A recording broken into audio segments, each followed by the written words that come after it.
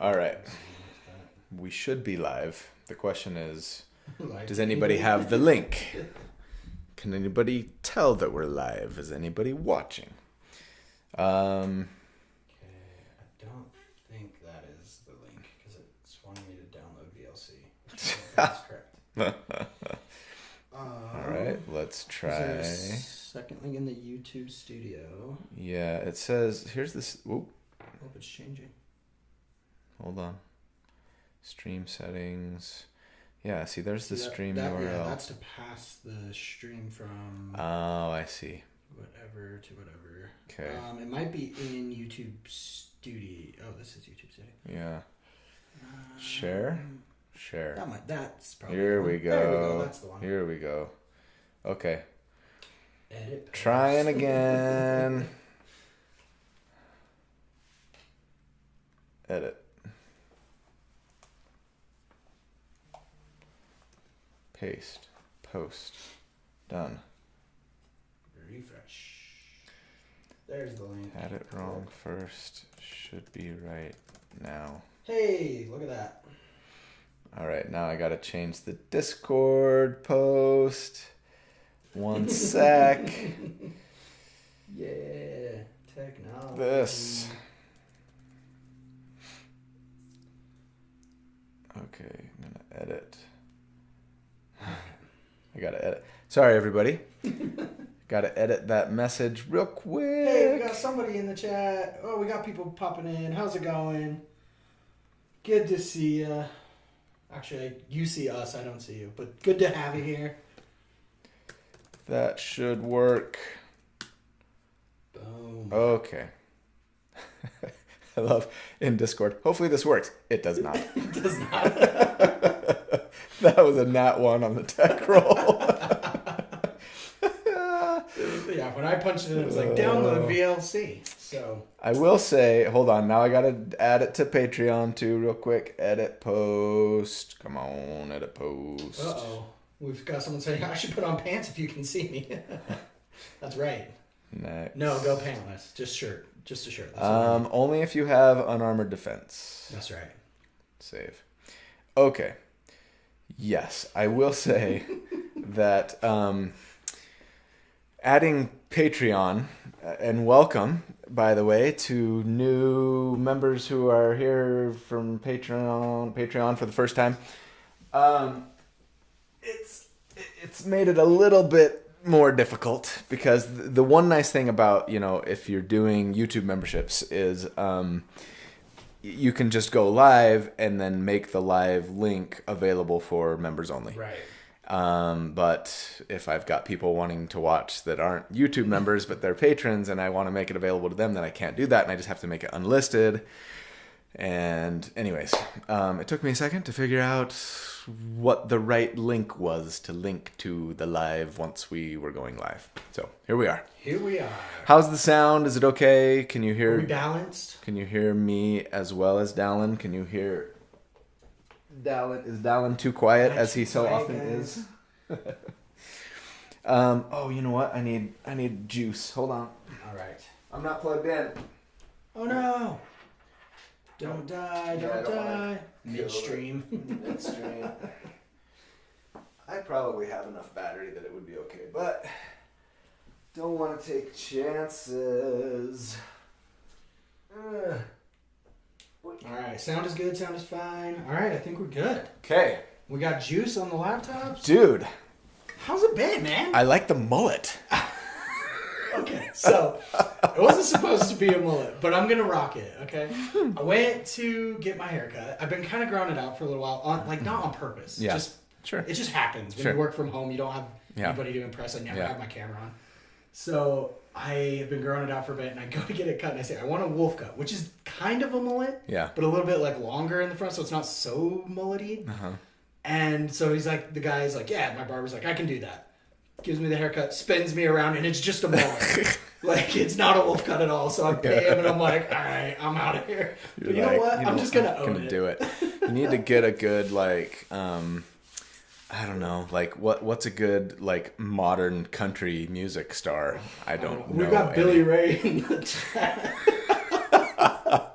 You No wanna know way. something? Okay. Billy Ray's was like at least a foot longer. When I was like 5, my favorite song in the whole world was "Achy Breaky," or Nice. is that what it is? "Achy Breaky Achy Heart" Breaky Heart, yeah. from Billy Ray. There you Yeah. go. So it works. It Full reminds circle me moment. that was my look in like sophomore year. I was totally rocking that. Although I was a little more like it was more like a mop Yeah. with the mullet. Yeah, see, but- that's what I was going for. But you know, that's a classic wolf cut. So that's anyways. hilarious. We've got this could be a great start for your NASCAR career. Thanks for the confidence, guys. That's awesome. Oh man. So I just got done with an interview with Wizards of the Coast with Todd Kendrick, which was kind of cool. They wanted to. I think they're gonna use it for an ad. Okay. Like they wanted to talk about like building, like creating characters, like specifically though creating characters in D&D Beyond. And so I think it's gonna be like, yeah. So now when people call me a shill, like a corporate shill, like they'll have pretty They'll legitimate. be able to point to the ad. Yeah, and be like, exactly. you were there. I mean, WotC did sponsor one video of mine that what was it? The new assassin build when they first did like pre-launch 2024 rule. So I guess I've already been shilling for them. But now especially. But anyways, Yeah. it was kind of cool. Todd is a cool guy, and that's the thing. Like, there's Wizards of the Coast is problematic, Sure. and Hasbro even more so. Sure. And I 100% get that. And all the stuff with the layoffs now, just this recent with the VTT, it's just like, oh, this could not have come at a worse time. But at the same time, like Todd and Chris and Jeremy and like everybody that I've met from WotC is like, they love D&D, like, and they love tabletop gaming. You know what I mean? And they're just trying to like make the best product that they can. Yeah, and like absolutely. feed their families. You know, and so it's hard for me to kind of take the stance of like, Sure. like I'm gonna boycott WotC and like burn them to the ground. You know what I mean? Because it's just like, Well, every corporation is made up of people always. Yeah. And the people are always the best part of it. And the corporation aspect of Yeah. it is always the worst part Yeah. of it. So yeah. And the execs in the suits who, you know, Yeah. just care about shareholders and bottom line, Yeah. and not really about the game and about the people. Right. And that sucks. Well, Anyways, how did the interview go? it was good. It was it was not super long. We kind of just like, you know, shot the breeze for a few minutes, and I asked him about his dad. His dad's been sick and stuff, and we just kind of, you know, whatever, small talk. But then he was just like, why don't you like walk me through like one of your recent character builds, and just kind of talk about like what you're doing at each level and why, for the first 6 or 7 levels, and like we'll just take that and like edit it with probably some footage of like, you know, making those choices in D&D Beyond when you're like trying to build a character, and like that will just be the spot. I'm like, okay, sure. So I just like I went with the Shadow Monk Nice. because I love monks, and that character is really cool and pretty simple, and you know, it's like one level fighter and then just monk basically until the end. So it was easy to talk about, and I always get really excited when I talk about monks, so I guess that probably makes for good ad content. I don't know. But anyways, it was That's good. awesome. And I've been working really kind of overtime for the last couple of weeks because I've been trying to like get an extra video in the bank, because it's spring break next week, and we're taking our kids just to southern Utah. Here, for those who are unfamiliar with Utah, it's like 2 very different states. Like Yeah. in the north where we live, Salt Lake, it's, you know, it's mountains, and it's coniferous and deciduous forests, at least especially in the mountains, and great skiing, great hiking and biking and camping, and it's the Rocky Mountains. Yep. And southern Utah is like Mars. You know, It's the like shattered plane. yeah, it is. It is actually. It looks just like that. Yep. It's red rock, sandstone. You know, Zion. Tons of national parks. Tons Some of of the movies best hikes. get shot down there.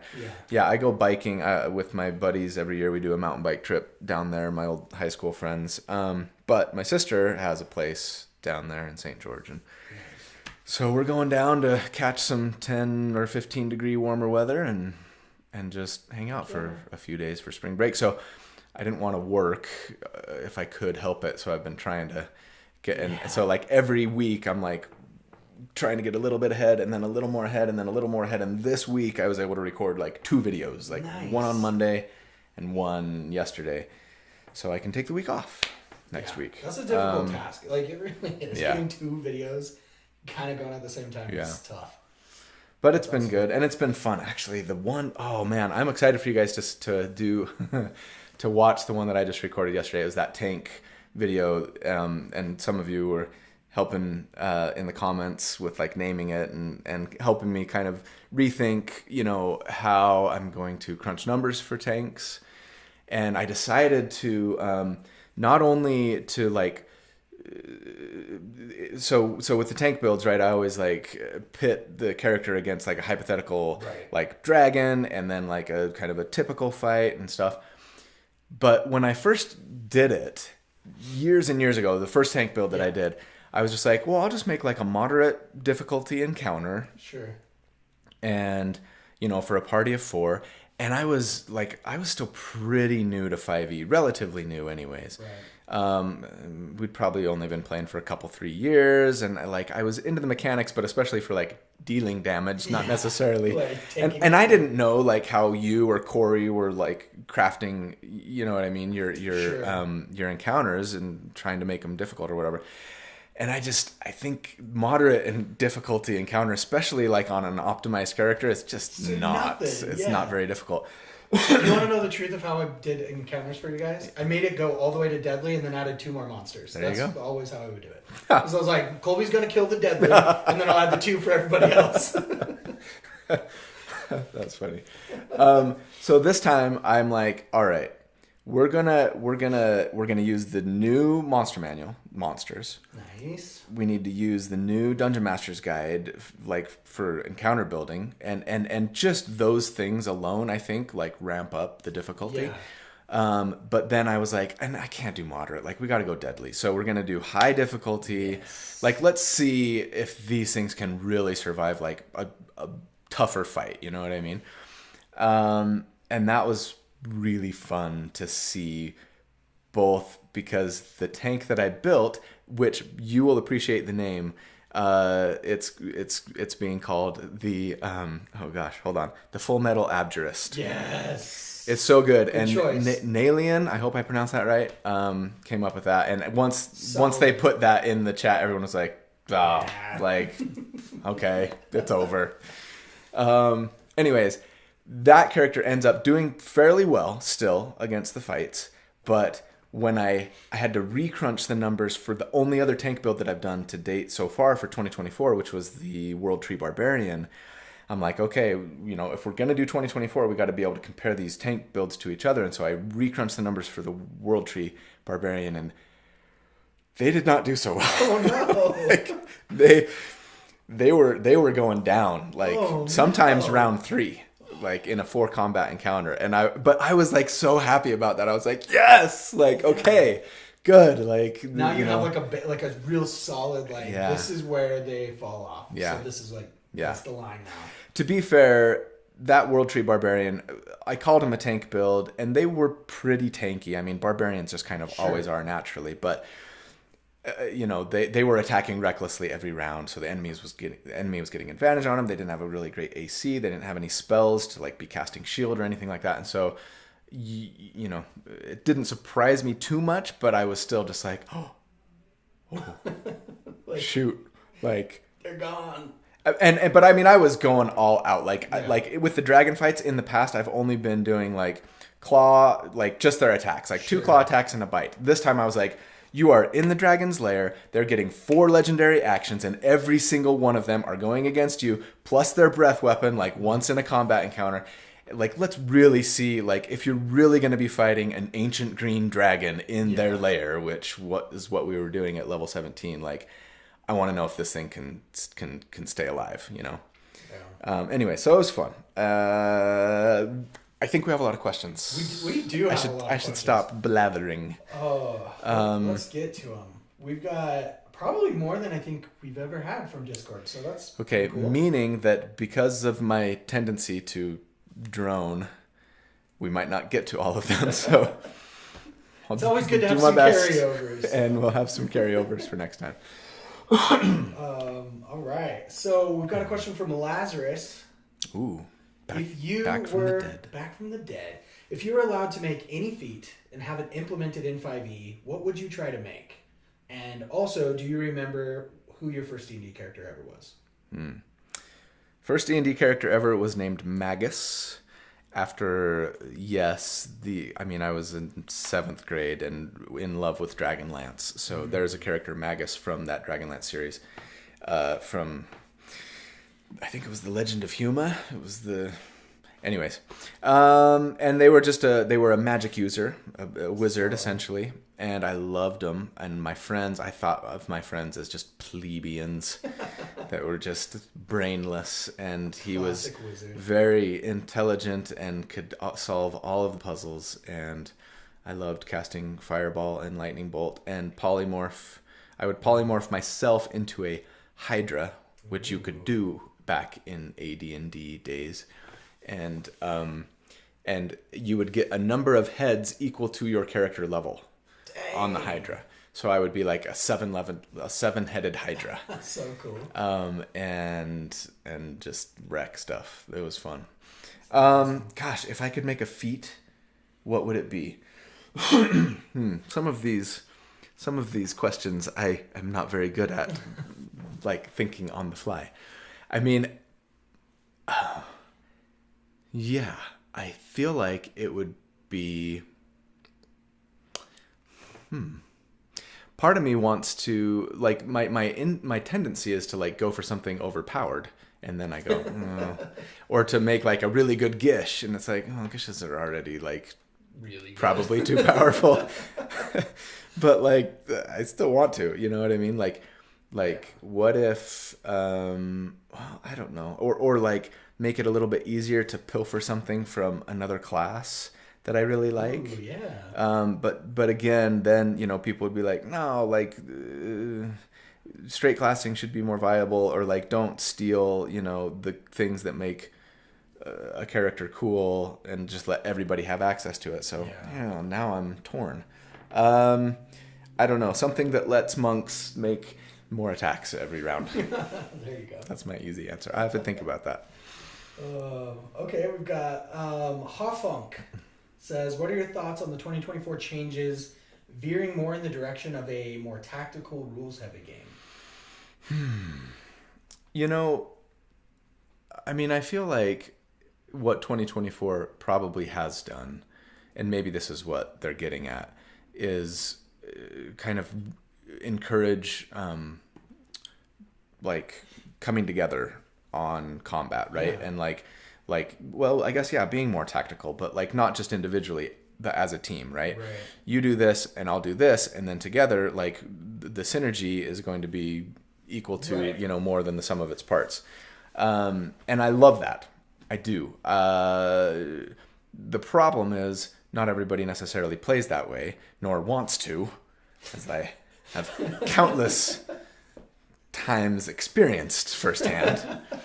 And absolutely, yeah. And sometimes, you know, because sometimes you have, like, depending on your table, and I don't know, I would be willing to bet that most of my viewers probably tend to play D&D or want to play D&D like I do, and most of the people that I play D&D with don't. And so, like, I worry that at those tables, like where there's non-optimizers or people who are like, dude, don't, like, combat isn't that big of a deal, or don't tell me how to play my character, or like, I just want to do what I want to do, and like, if I want my guy to have a crab claw and, like, try and grapple people with an 8 dexterity, then that's what I'm gonna do, because I just like the story and the zaniness and the whatever. If the difficulty has been ramped up and almost sort of like really encourages you to think a little more tactically and stuff, then it's like, ooh, that could be challenging for people who aren't playing super optimally. And we sort of experienced a little bit of that even firsthand when we were doing that gauntlet run, right, a few months ago, which was problematic for a number of reasons. But the main one maybe was that, well, like we were just jumping into level 10 characters that we'd never played. I built your guys' characters for you, so you kind of especially weren't particularly familiar with them, and our tactics were just not very good, frankly. Our tactics were hit everything with whatever spell or right. Well, I mean, we were like, hey, let's build these meat grinder characters that are really going to be really good at doing one thing, and then not at anything else. And then like when the shiz hit the fan and like we couldn't do that one thing we were built for, we all just kind of went dead. You know what I mean? Best way to play. Which can be fun too. So yeah, I don't know. I do like the tactical aspect of the game for sure. I just hope that people who don't necessarily love to play that way can still be fine. And if you've got a good DM, you'll be fine, right? Like they'll lower the difficulty on combat encounters because they'll know their table. It's a fine line, because like you don't want to buff up people to reach the same level and like make it feel like they didn't earn it. Sure, like just give them overpowered magic items. And then be like, now stuff. you're at the same level. Now it's easy for me to balance. Like as a DM, that might be the easy way to do it, but I don't think it's the rewarding way to do it for everybody. Especially for an optimizer to be like, come on, man! Like I spent all this time and energy into this character, and now everybody's just as good as me because they got plus 18 whatever. They got rail guns on their back and stuff. Like it gets out of hand quick. Or a boulette pet that was basically a siege tank. Yeah, that happened in our game once. So it's tough. I don't know. Like I don't know that there's one particular right way to DM a table like that. I think it's just kind of a mix of what everybody at the table is comfortable with, what they find enjoyment in the game. But yeah, it's tough. I don't know. Yeah. Okay, we've got a question from Brabantia. Encounters, combats, puzzles, riddles, etc., are an integral part of D&D. How flexible and or open are you? And would you encourage other DMs to be in allowing the party to settle encounters in ways you didn't prepare or weren't expecting? I.e., there's an owlbear prowling in the forest. It's meant to surprise fight the party. The party somehow discovers the owlbear and tries to bait and kill it with some concoction of meat and poison instead. Yeah, I think being able to be flexible like that is one of the most important skills as a DM, maybe, right? Like allowing like adapting to what your party wants to do rather than trying to force them to handle a situation in the way that you think they should handle it. Right. Reward creativity, no question. And that like your players will love you for it and they'll have more fun. And, I think it can be difficult, and this is easy for me to say as a almost never DM, right? But it can be tempting probably, I would think, as a DM to be like, well, like I have in my head and I spent all this time preparing, and so like this is what is going to happen and this is what I want to do. Right. And then like when your players want to sort of think outside the box and do something different to kind of, some people anyways, I think are going to want to be like, no, like this is what like I prepared for and this is what I want to have happen and this is important for the story beat or whatever. So I'm going to kind of force you to do that. And and that is, I think, just less fun for kind of everybody. I think that's, you said it earlier, like that's like one of the core components of D&D is being able to just be so flexible and do whatever you want. That's the difference between like just firing up your Xbox and playing a game versus sitting down with friends and creating this collaborative story. Right. So I think, it's probably one of the most important parts of being a DM. Yeah. Have we had any we've had a couple super chats or anything? No super chats yet, but we've got let's see, From Josh Robinette, how does your DM balance a table like that with a table optimizer versus the rest of it? I think we kind of hit on that already. I don't think there's a one size fits all solution to that. Yeah. It kind of depends on the players and what they have fun with, but it can be done. It's a little more difficult, but it can be done. Try avoiding fudging numbers at all costs, but that makes it maybe even harder.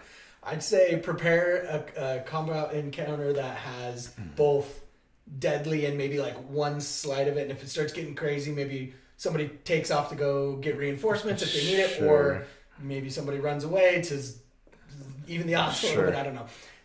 Make it tie into the story as best as you can. Yeah. Like it depends on the scenario. That's the thing with D&D is always it depends is kind of the answer. So maybe not the answer you want to hear, but honestly, it's kind of the truth. Yeah. So.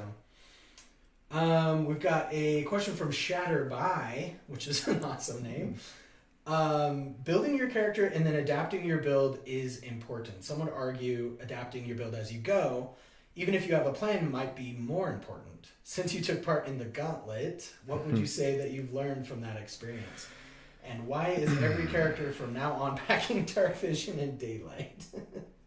What would you do differently if you would have another go at it? Okay. Let me preface this by saying that I bet since this question was asked, okay, so for those who don't know what the Gauntlet is, and we've actually talked about it, I think, on one of these Q&As in the past. I think we did last time, yeah. Anyways, it's set up by CMCC Builds. Check out their YouTube channel. And it's basically this like very, very, very difficult like kind of combat encounter creator thing. Not creative, like it's like set pieces, right? Yeah. Where it's meant to, be very difficult and really test your characters and see like how good they are or how able to survive, etc. He's been trying to get me to play forever, and I had like put him off, and finally I was like, yeah, okay, you know what, let's do it. If I can play with my friends, we'll get like Preston and Dallin, and and we'll do this run. Now, at the he just this week posted like a post-mortem conversation that I had with Ludic, who ran it, Ludic Savant. He was the DM, and we talk a lot about this kind of thing, like what would you do differently, what did you learn? So go there and watch that if you're interested. I will say briefly-ish. I'll try and be brief. That's right. This is D&D Longs. I think you're allowed to go long. The Gauntlet was fun. I like the concept. Yeah. Did you ever play the 1980s stand-up arcade game called Gauntlet? Probably, or are you familiar with it? Is that the one where you have like the birds and like the? No, that's Joust. Yeah, no, I don't think I played Gauntlet. Was a 1980s stab at a D&D like game. It was a top-down isometric. You got to play either a warrior, an elf, which was like an archer. I think there was like a Valkyrie, and then a mage or a wizard, and you were just, it was like endless swarms of monsters. Nice. And you were kind of trying to make your way through this maze. It was like a dungeon crawl kind of thing. But there were literally like hundreds and hundreds and hundreds of monsters just like thrown at you all the time. ARPG, like Diablo style. Yeah, a little bit. Yeah. And I think when I think Gauntlet, that's what I think. Yeah. And so we built these characters to be like, okay, these guys are going to be awesome at surviving a gauntlet, which is just swarms and swarms of enemies. And like, that's not what it was at all. And that's what we built. We had two meat grinders, like going to, where it's like we're pushing and pulling each other into each other's spell effects. Right. And yeah. And so, I talk about what I learned and what the takeaways were in that interview with Ludic. I don't know that I necessarily like went, like from now on, I'm gonna, like, I learned some valuable lessons about how to build and play D&D characters. It's like, no, what I learned is if I'm gonna do the Gauntlet again, like, I'm gonna build characters that are a lot more versatile. I'm gonna put more emphasis on vision stuff, whether spells or, whatever. Right. I'm gonna make sure that we have like good ranged damage options. everybody's got counterspell. Like, do you know what I mean? And Yeah, but how typical is the gauntlet style of combat to most tables? I would assume probably not. I Most tables mean, play that way. I don't know. Like, I kind of think, having played with Treant Monk, I think like that's how he and his table play, right? But I don't think that that's how Monty runs his games. Like, if you guys watch Dungeons of Drakkenheim, right? Because Kelly and Jill and Joe, who play, like, aren't necessarily like hyper tactical super optimizers, right? I think more people tend to not necessarily be super hyper optimizers and think super tactically, but like maybe most people who watch this channel are, maybe, right? So it's tough. I guess if I had a takeaway, it was like, do your best to know what kind of like game you're getting yourself into before you get into the Session 0, right? and not only that, but like, yeah, like, no, like, ask some questions like, okay, how like important are sort of like tactics, and how puzzly are your combat encounters, right? Because that's not how our table tends to go, nor is it how I anticipated the gauntlet being. I thought the difficulty was going to come from like the number of, and you know, hard hitting monsters, right? Yeah, exactly. Which, so yeah, again, like, I wouldn't mind doing another run sometime, but obviously, like, the characters would be a lot different, a lot more versatile, et cetera, et cetera. Party. But I don't know that necessarily like is a takeaway for me for like every character I build or table that I play at, right? It's almost feels to me almost like a kind of a niche way of playing, but maybe I'm wrong. Maybe it's more common than I think. And again, I'm not making a comment on like that's bad and our way is good or vice versa. Like, different people like to play it different ways. You know, what's fun for one group might not necessarily be fun for another. So yeah, I mean, I think there's definite value to having combat encounters that challenge you, not just because the monsters hit really hard and they're difficult to kill, but because, you know, there's some puzzly aspects to the encounter itself, where, you know, there's lots of you know, enemies that are kind of hiding and trying to control you and putting lots of like, you know, hazards in the battlefield to make your life miserable. That aspect I actually really enjoyed, having all the like different verticality that we were playing with, the getting trapped by webs here, getting blinded over here, like that kind of stuff I thought was really good. I enjoyed that. And as like a DM, if I had a takeaway, it was like, hey, maybe I should use the environment more to my advantage. Like, it was fun. We've got a couple messages in the chat that I think maybe relate. You might understand. Warrior needs food. Blue Valkyrie needs food badly. Red Wizard needs food badly. Warrior needs food. Yeah. This, I mean, in classic 80s arcade style, right? Gauntlet was designed for one purpose only, and that was to suck as many quarters from you as it possibly could. And so, like, you had a health bar, and it ticked down regardless of whether you were taking damage or not. And then if you got hit, it would go down more quickly, right? And throughout the gauntlet that you're running through, there would be like a little like turkey dinner, and if you walked over it, it would replenish some of your it would replenish some of your hit points. But when you would get low, you would get this voice that would be like, "Warrior needs food." But because if you put a quarter in, it would also refill your health. Of course it would. So yeah. Tyler Thorstrom in the chat says, do you think any of the Gauntlet encounters have social solutions rather than combat? I don't know. I've not watched other Gauntlet runs. My hunch is no. That we had that interaction with the Flumps in our run, and I think had that gone better, it would have like maybe helped us, maybe given us a buff, or maybe made an encounter less difficult. I don't think any of them were designed to be like, okay, let's see like how good of a skill monkey you are. But I could be wrong. and I've got a Skill Monkey video coming out next week that I think will be really fun. I love a good skill monkey. It's just a fun character to play. You just always have something for whatever situation. Yeah. It's just good. It's a ton of fun. But yeah, I don't think so. And we just killed those flumps because I think... I assumed, like, this is a gauntlet. Everything here is deadly and we should kill everything. I don't know if I assumed that or if I was just like, okay, this was supposed to be a one-shot. We're already on a two-shot. I know we're not going to survive the next combat encounter. So, like, let's just, like, move the story forward here. I was a little bit of a murder hobo. Like, we got work tomorrow. Let's kill these guys. Yeah. Okay.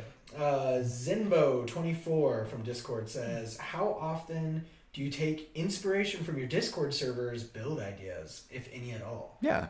I mean, I would say... I don't have like a percentage necessarily. If I had to make one, I would put it somewhere in the 20-25% range. It kind of depends. Like at the beginning of the channel and at the beginning of 2024 rules are new now. Pretty much everything that I was doing was like ideas that I had, stuff that I wanted to work on, things that I wanted to test out and see how they worked. But the longer the channel went on, the more I found myself drawing from, ideas that people had recommended or suggested. And maybe it wasn't exactly what they had suggested, but they might have planted a seed. Got that spark. You know what I mean? Yeah. Like, oh, you know what? I hadn't thought about whatever. And you know, when I see an idea that I like, I put it on my to-do list but I don't necessarily say this was from so-and-so who made a comment on the YouTube video X on this date. You know what I mean? I'm just like, oh, good idea. And so I might not get to that video for a year. And by then I'm not thinking, oh yeah, this is that one that guy recommended or whatever. I'm just like, okay, yeah, this is a good idea. So it's a little difficult for me to know exactly, but yeah, I think probably a quarter or so, maybe more than that, are sort of ideas, or at least like seeds of an idea that were planted by, you know, someone in the comment section or now in the Discord server. Nice. So, okay, Mezcla over in chat says, I've got a Thri-kreen that's an Astral Self monk that would use their spectral arms. That's a lot of arms. On their secondary arms to grapple 4 creatures at once. Optimize, please.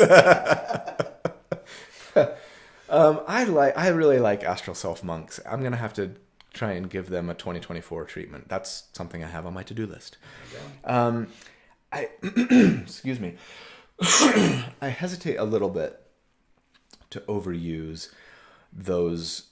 Well, really anything that is pretty setting specific. And I know I just talked about this at length in the BFG video that came out 3 days ago or whatever. About like, you know, maybe I start doing more setting specific stuff. And I think I will from time to time. I don't think it'll be the norm. I think I'll still like, I don't think I'm going to be doing like Strike of the Fire Giants on every build from now on or anything like that. Right.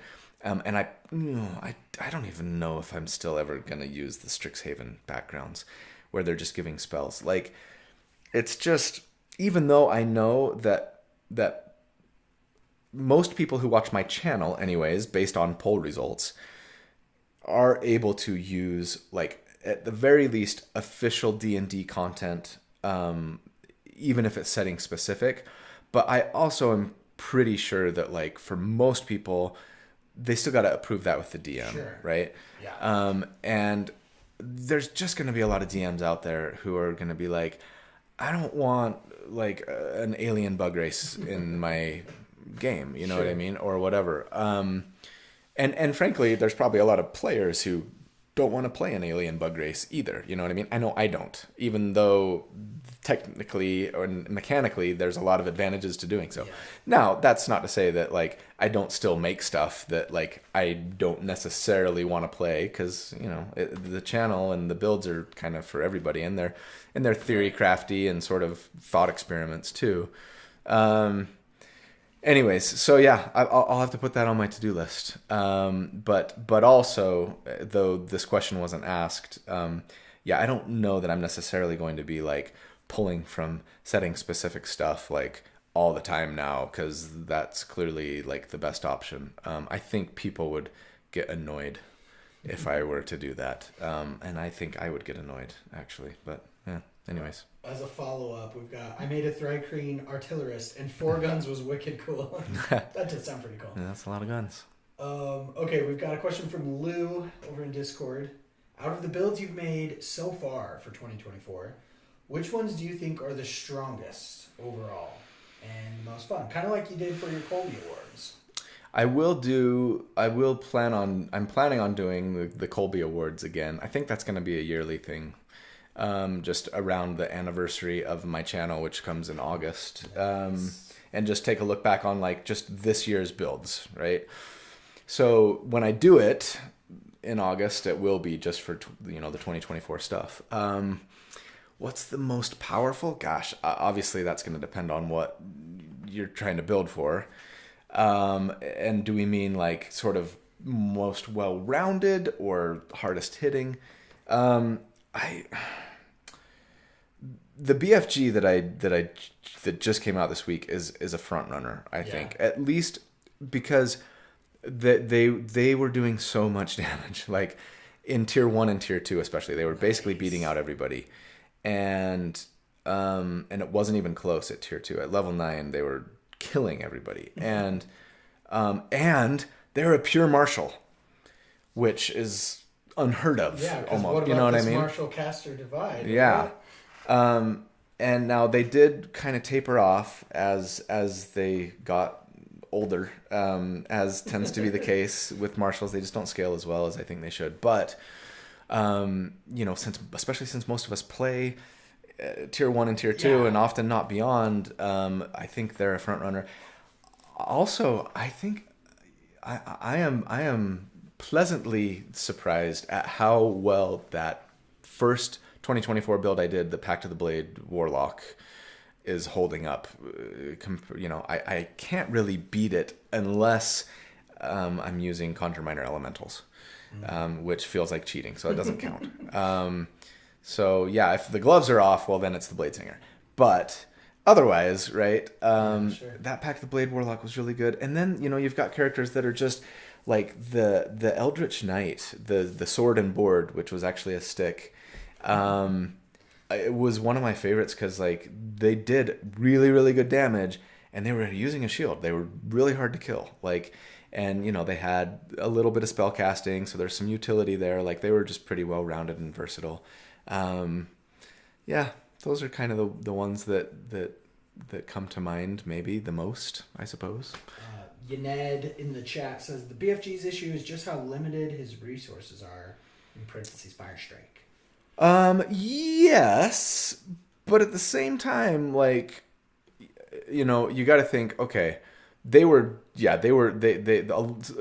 significant amount of their damage was coming from proficiency bonus times per day damage overriders, right? The Fire Strike and the Goliath thing. But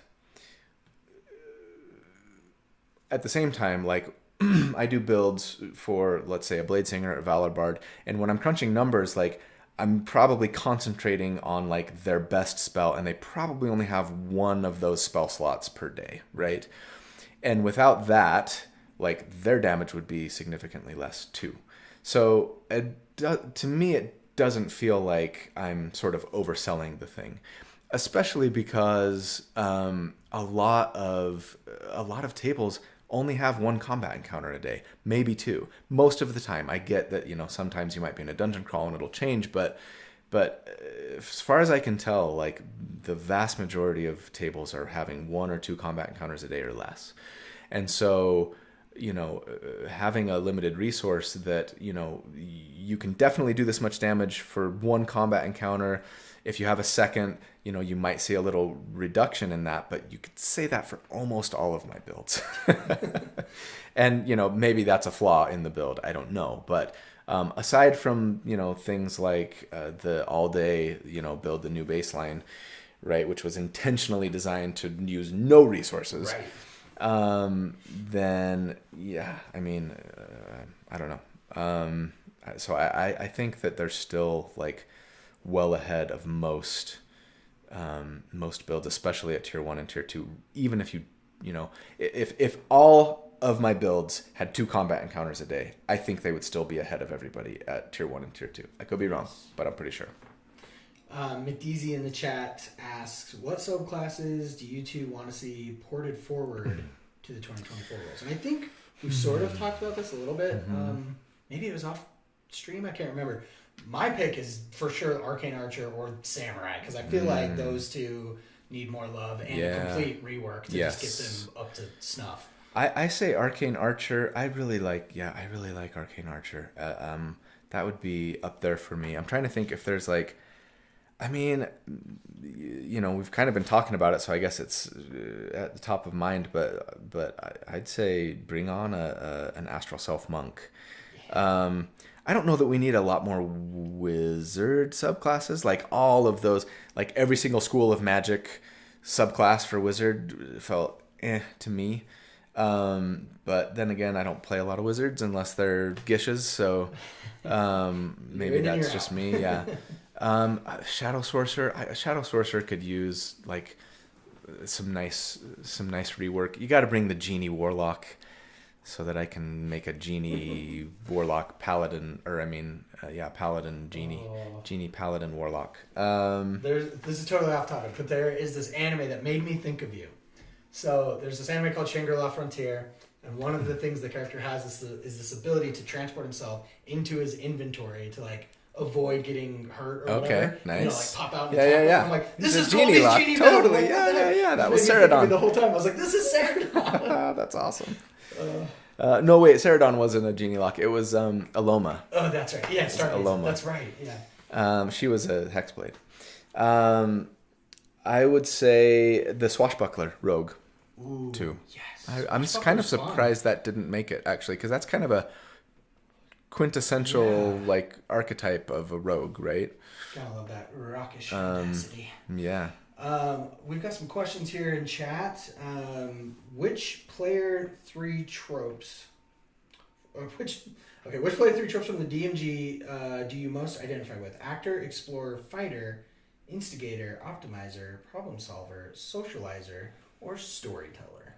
I'm not familiar with those tropes, but I'm assuming, like, me as a player, am I more like X, Y, or Z? I think that's the question. Yes. I mean, I guess optimizer, but I think people are surprised if they ever watch me play.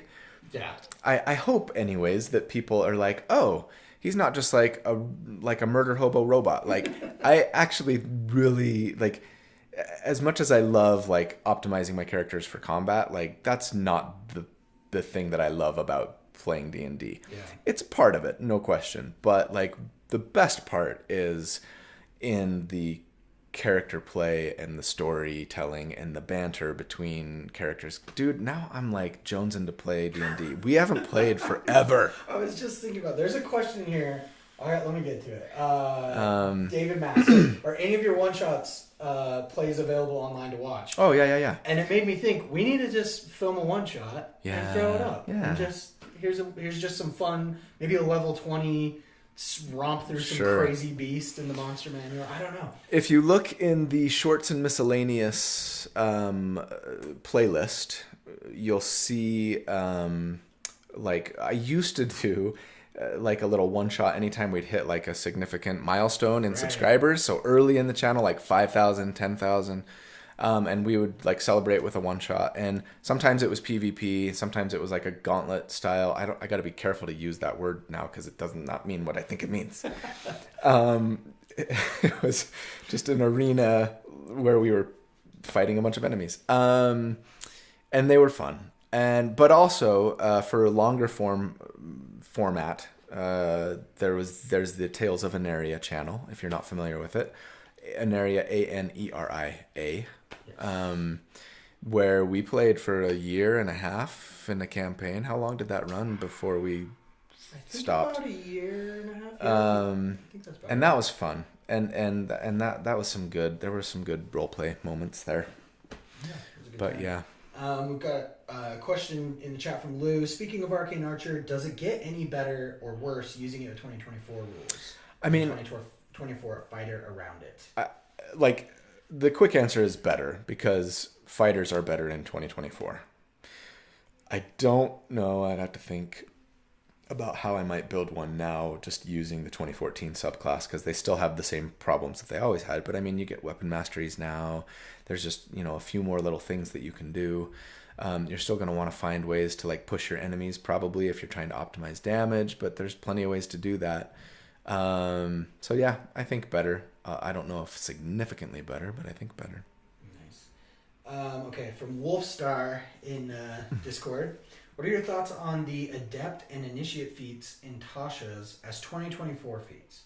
Would they be Origin feats or general feats? No, they'd be general feats. I think any feat that is not specifically called an Origin feat is not an Origin feat. That's my understanding of WotC's intent here. And I appreciate that not all old feats are half feats, right? And in 2024, anything that's not an Origin feat, but it's a general feat, is a half feat, and you get to bump an ability score by 1, right? And so if you were to take, Fighter Initiate or whatever, right, you wouldn't be getting that bump to strength unless they were to somehow make a port of it, right? And or your DM allowed it. But I'm 99.9% sure that like the intent is like, yeah, Origin feats are only those things that are listed as Origin feats specifically. And that otherwise, if you're going to take a feat later when you hit level 4 or whatever, that's the only time you could take like even an old feat that didn't show up as an Origin feat in the player's handbook. So, yeah. There you go. Over in chat, we've got, do you have any favorite metamagic plus spell combos? I mean, yeah, like it's always Quicken spell plus, name your favorite spell. And I know that's boring, but I just love, I love getting a spell off with my bonus action and still having my action to, make attacks on my turn, which is usually what I'm trying to do with a Quicken spell. It's a little less cool now than it used to be because, you can't do multiple leveled spells, on your turn.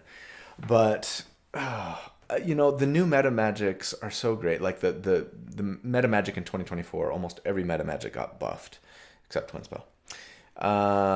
And there's a lot of different cool fun ways to play with things. Lately I have been thinking a lot about Subtle Spell, and ever since that Critty Bang Bang build, about different ways to just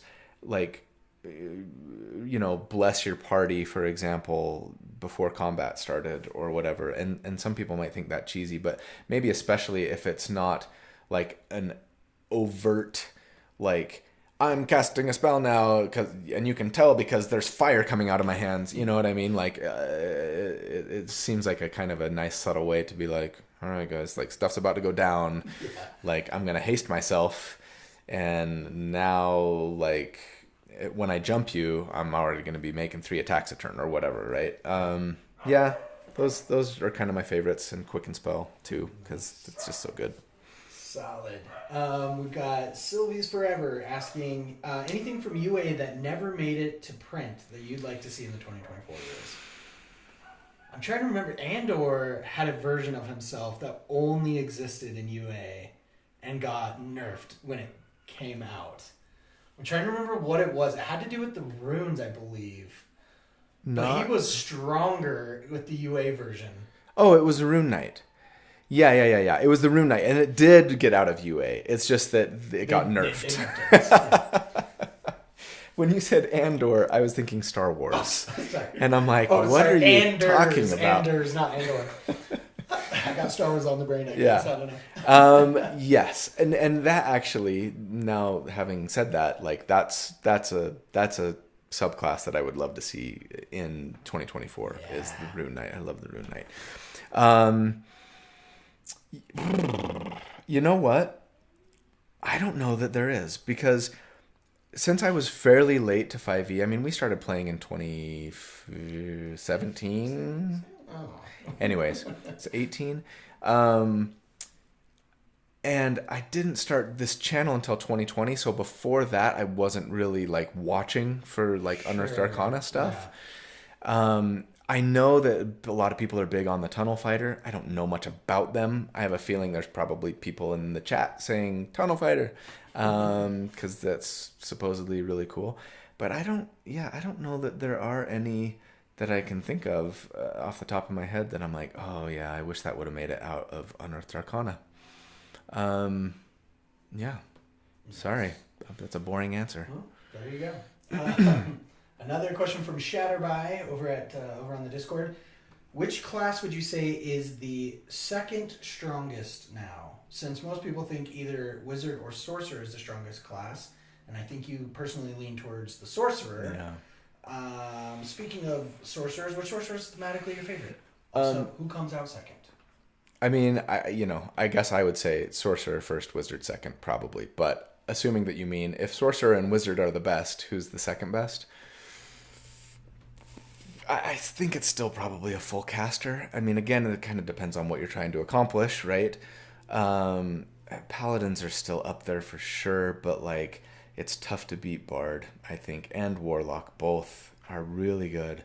Whether you're trying to play a more supporty type character, you can be amazing with Bard. Right? They have just about every like spell that you need, and if they don't, then you can grab it, later. And plus all the bardic inspiration, and just like they just have so much versatility and expertise, so they make great skill monkeys. They feel even less like jack of all trades, master of none, and almost more like jack of all trades and master of several. Like, Yeah. You know what I mean? Honestly, yeah. And warlocks can be so good, especially as Gishes, I think. With the changes to Pact of the Blade and them getting the fighters' coveted third attack now at level 12, it's like they're just really, really solid.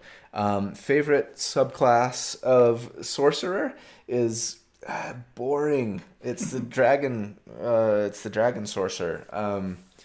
Just because I like dragons, and It's called Dungeons and Dragons. and after all. they make decent gishes, and so that just kind of caters to my. But I am a little bit partial to Divine Souls. There's another one I'd love to see in 2024.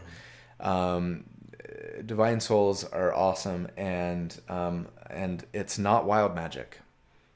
But I probably will make a wild magic sorcerer one day.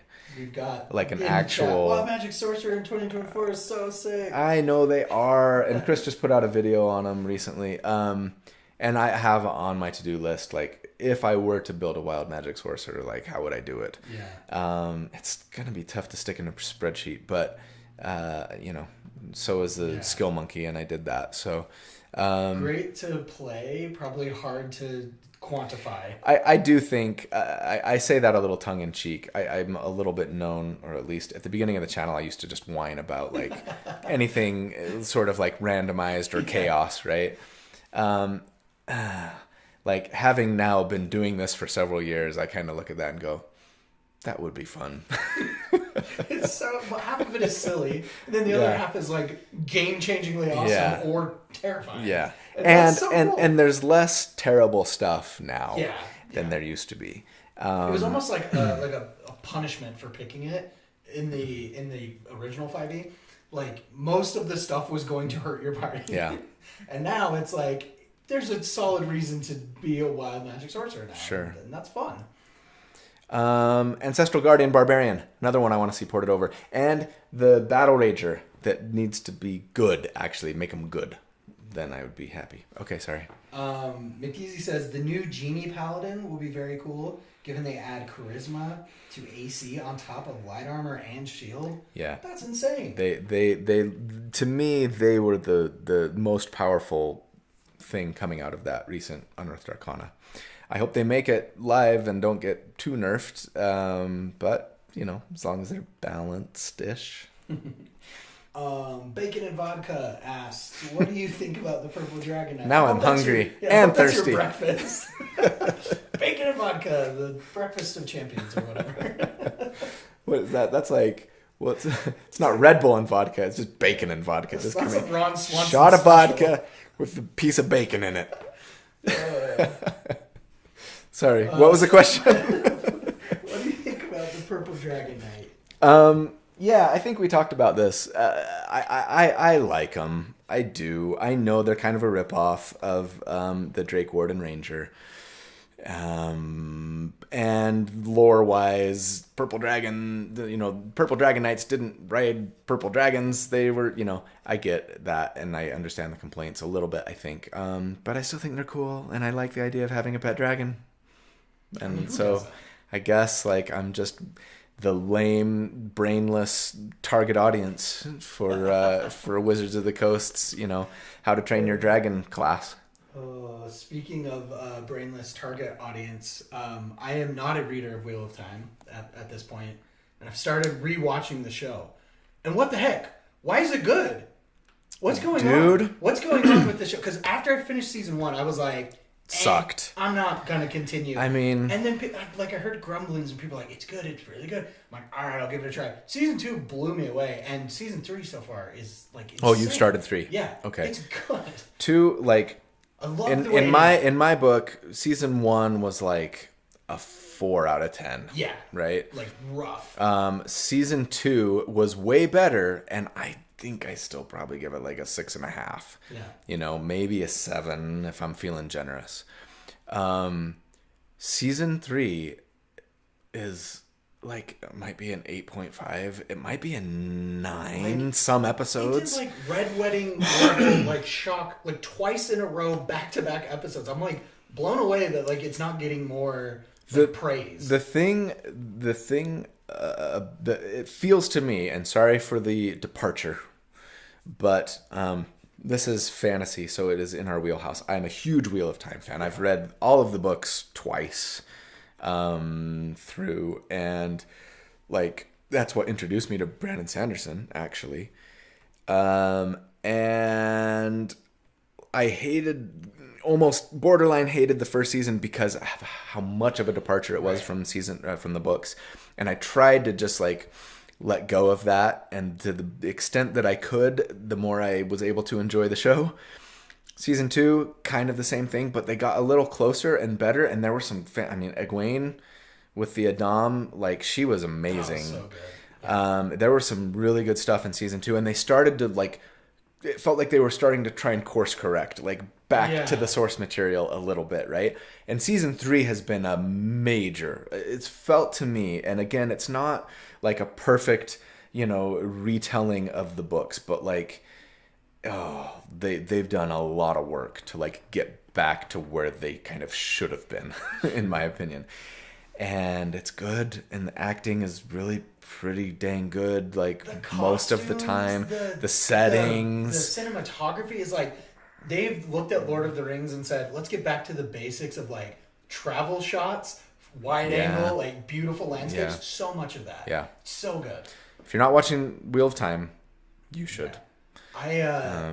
I went back and watched Rings of Power, and comparing it to Rings of Power, it's even better because Rings of Power is so bad. Yeah. And I'm maybe, I don't know, maybe I was too rough on it the first time around, but... Well, I don't know. I think if you went back and rewatched season 1, you'd be like, yeah, this really was not very good.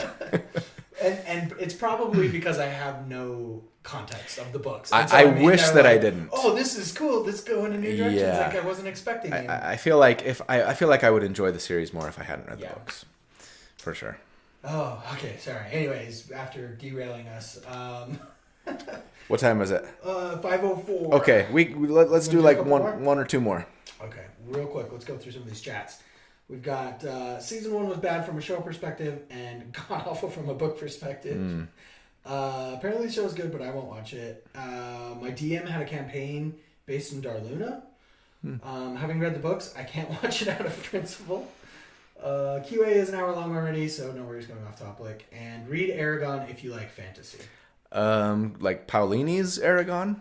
I think so. I remember did. reading that when I was in junior high and really liking, because I think the author was... I would have enjoyed it more if I were in junior high when I read it. I think he was a younger author, if I remember, because I think the draw was he's like me. I think he was a 6th grader. Was he? think Oh, really? I Yeah, feel like he was like 12. So in my mind, I was like, "This is one of us." Yeah. You know? And for a 12-year-old author or whatever. Oh, he was 16. Okay, 16. Yeah. Um, That's incredible. Still really good. I wouldn't say I loved the series. There were things about it that I enjoyed. It was entertaining, and I think after book 2, I was like, I'm done. Like, it just felt a little, maybe a little formulaic, a little like juvenile, and that's not an intent to like knock on the author. He was a juvenile. Like, it was really, really great for like, that audience. yeah. Absolutely. Anyways. Okay, so let's finish on this question. How about from Faladar? What are the top 3 changes, spells, class abilities, rules that you don't like with 2024? That's pretty different for this channel. My least, yeah. I don't talk about things. Anything. I mean, I do. I have soapboxes that I am constantly getting on. I guess it would be. You know what? Maybe the thing that I don't like the most about 2024 are things that were just like left out, I would say. So like, I wish they would have put artificers in the player's handbook. I wish that they would have, let martial classes scale better at higher levels. Like, I can't point to like a single rule or spell, you know what I mean? But like, that to me, it was like, gosh, I wish that they kind of felt like they were pulling the gloves off a little bit, like 1 through 11 maybe, and then it like lost steam. Yeah. It's like, come on, like, you can't just like, I mean, full casters are adding so much damage like by just upcasting their spells even, right?